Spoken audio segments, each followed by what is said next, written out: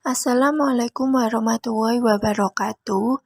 Perkenalkan, nama saya Nelly Supiyati, NIM 010. Saya dari Fakultas Psikologi dan Kesehatan Universitas Islam Negeri Wali Songo Semarang. Di sini saya akan membahas mengenai komunitarian humanistik dan lapisan masyarakat di dalam area global.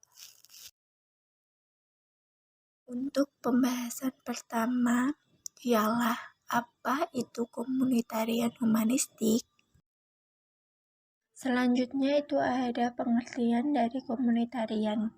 Komunitarianisme muncul pada tahun 1970-an di mana menekankan nilai ketergantungan dan terikatan individu pada komunitasnya dan mengkritik individualisme, liberalisme, dikarenakan otonomi individunya dinilai menjadikan manusia transenden dan terpisah dari keberadaan komunitasnya.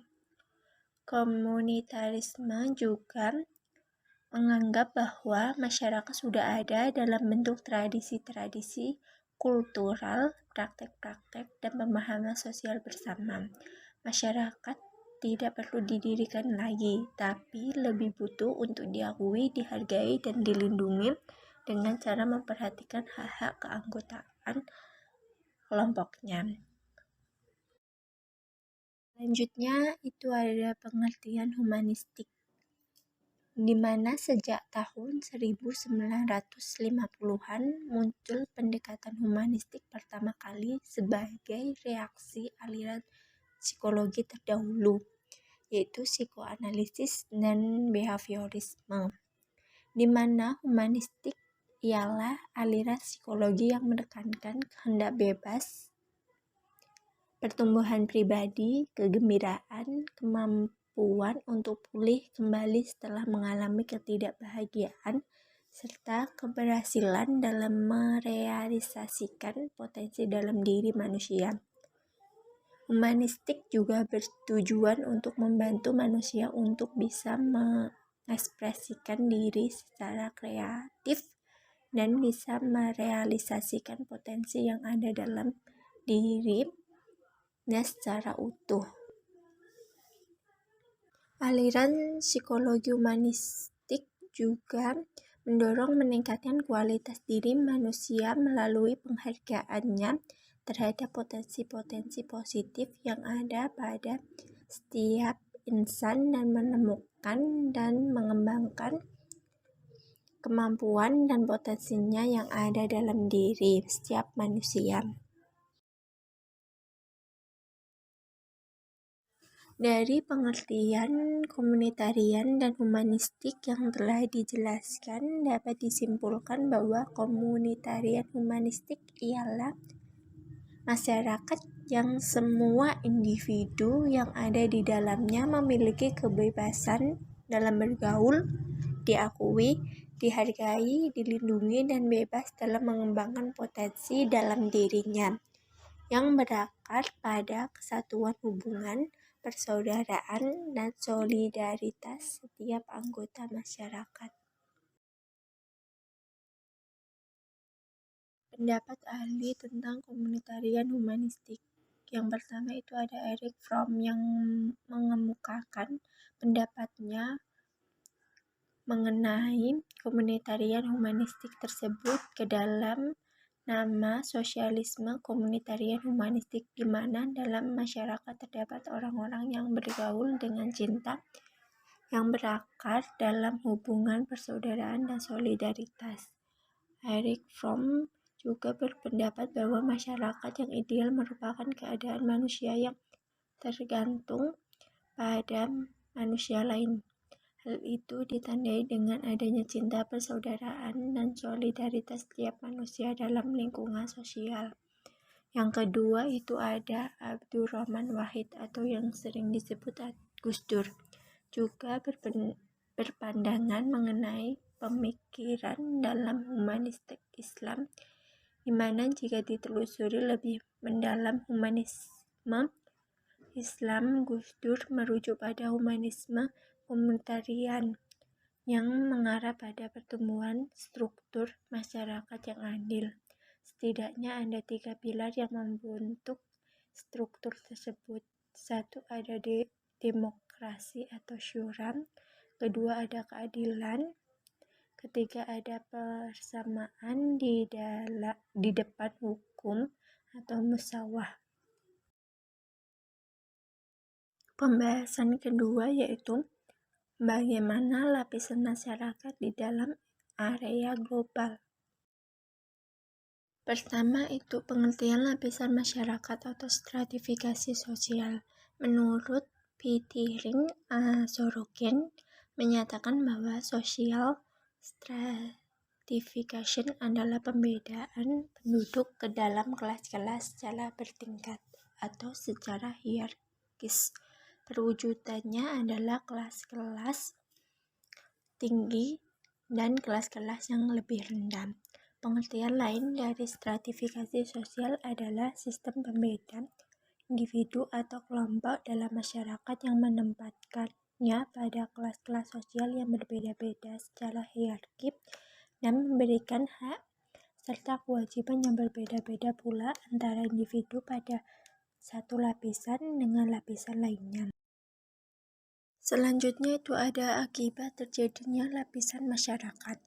Stratifikasi sosial terjadi karena adanya pembagian atau segmentasi kelas-kelas sosial di masyarakat. Kelas sosial adalah suatu lapisan atau strata dari orang-orang yang memiliki kedudukan sama dalam rangkaian kesatuan dari status sosial.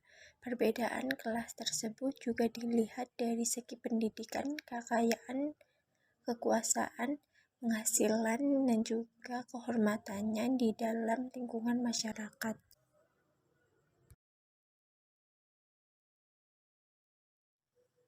Selanjutnya itu ada faktor atau ukuran yang mempengaruhi stratifikasi sosial. Ada 4 ukuran, yaitu yang pertama ukuran kekayaan. Ukuran kekayaan atau berupa materi atau kebendaan dapat dijadikan ukuran penentu anggota masyarakat ke dalam lapisan-lapisan sosial yang ada. Barang siapa yang memiliki kekayaan paling banyak, maka ia akan termasuk lapisan atas. Sedangkan barang siapa yang tidak mempunyai kekayaan akan digolongkan ke dalam lapisan rendah. Yang kedua ada ukuran kekuasaan dan wewenang. Seseorang yang mempunyai kekuasaan atau kewenangan paling besar akan menempatkan lapisan teratas dalam sistem pelapisan sosial dalam masyarakat yang bersangkutan. Yang ketiga ada ukuran kehormatan, di mana orang-orang yang disegani atau dihormati akan menempati lapisan atas dari sistem pelapisan sosial masyarakatnya. Yang terakhir 4. Ukuran ilmu pengetahuan sering dipakai dalam anggota-anggota masyarakat yang menghargai ilmu pengetahuan. Seseorang yang paling menguasai ilmu pengetahuan akan menempati lapisan tinggi dalam sistem pelapisan sosial masyarakat yang bersangkutan. Selanjutnya ada stratifikasi sosial di dalam area global. Stratifikasi sosial semakin terlihat di era global seperti saat ini, di mana perkembangan ilmu pengetahuan dan teknologi yang berkembang dengan cepat dan mudah. Globalisasi merupakan sebuah fenomena dalam peradaban manusia yang berjalan terus-menerus dalam masyarakat global. Globalisasi tidak hanya merujuk pada teknologi saja, namun juga merambah ke segala bidang kehidupan manusia, baik dari segi teknologi informasi dan komunikasi, ekonomi, sosial, dan juga budaya. Globalisasi juga berpengaruh pada stratifikasi sosial, di mana mempengaruhi cara pandang suatu individu disebabkan banyaknya kemajuan serta kemudahan di era globalisasi saat ini, membuat individu berpandangan bahwa jika seseorang semakin hebat, maka dia akan dipandang lebih oleh orang lain. Selanjutnya ada contoh lapisan masyarakat di dalam area global. Contoh yang pertama dalam bidang kekayaan. Misalnya seorang pengusaha makanan yang sukses dengan teknologi yang semakin canggih membuat inovasi tidak hanya di toko konvensional saja, namun merambah ke toko online sehingga memiliki banyak cabang di berbagai kota. Hal tersebut akan memiliki derajat yang lebih tinggi dibandingkan dengan seseorang tukang bakso keliling atau bahkan pengangguran.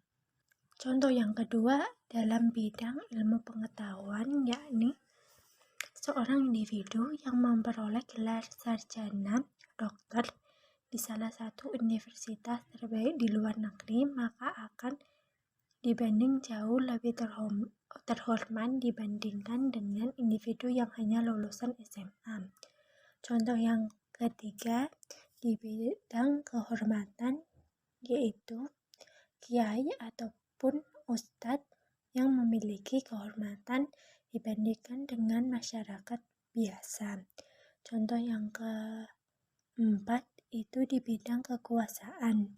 Contohnya, seorang lurah memiliki kekuasaan yang lebih tinggi dan dihormati dibandingkan dengan ketua RT atau RW di desa setempat.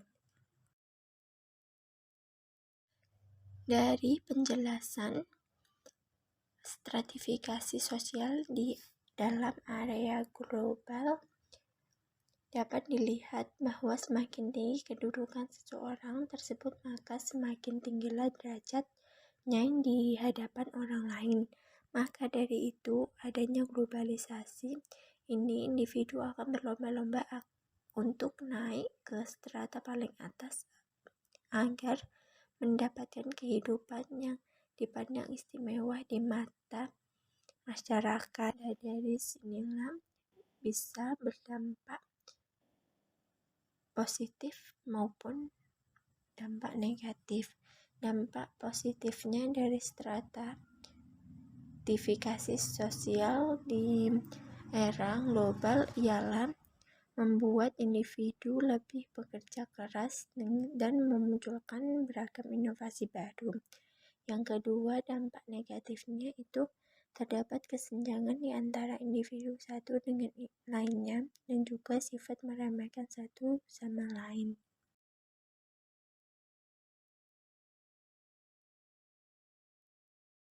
Baik, cukup sekian pemaparan materi yang bisa saya sampaikan, dan terima kasih banyak telah menyaksikan video dari saya. Untuk itulah saya akhiri. Wassalamualaikum warahmatullahi wabarakatuh.